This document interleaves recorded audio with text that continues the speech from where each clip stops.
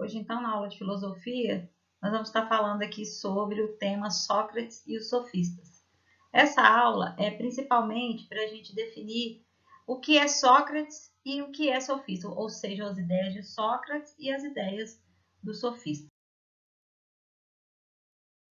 Nesse sentido, a expectativa de aprendizagem, é entender como Sócrates modifica o eixo das questões propostas pelos pré-socráticos e também pelos sofistas, principalmente porque Sócrates tinha uma ideia completamente diferente da ideia dos sofistas.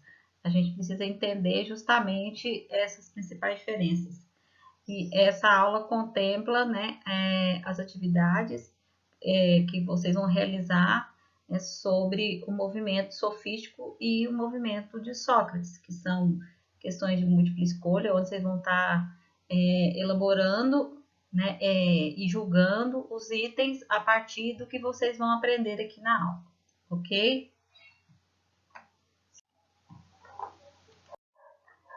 Diante disso, então, a gente vai dar continuidade na aula e qualquer dúvida vocês só me procurarem.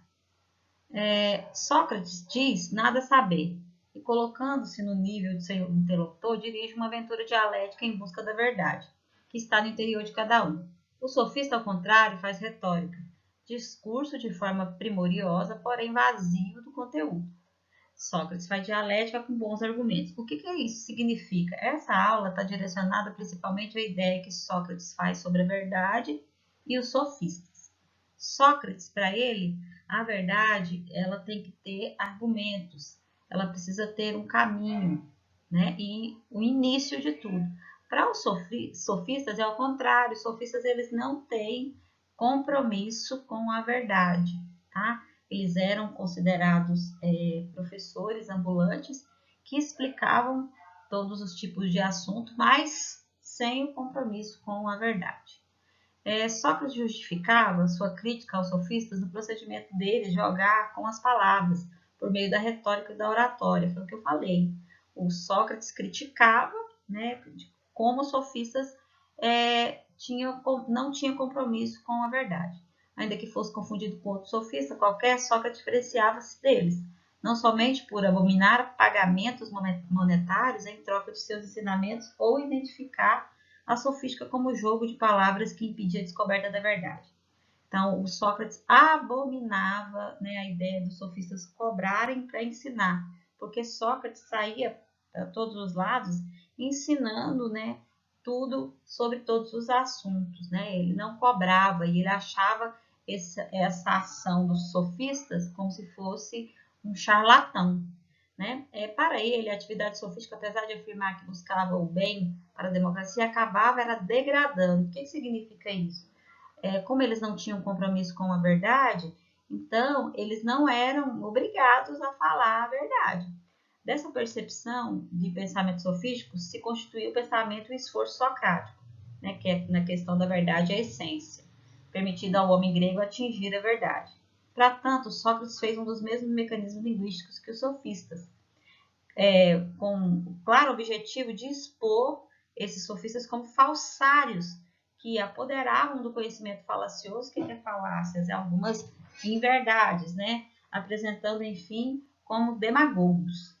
Essa demagogia, então, era questionada pelos Sócrates, porque Sócrates falava que eles não tinham compromisso com aquilo que eles diziam, Para tanto, além disso, o método socrático difere do sofista mostrar que a dialética não se confunde com a retórica sofista, pois aquele que envolve exercício mental, realizado por meio do diálogo, em que estejam presentes movimentos e afirmações, tem uma síntese escolhida.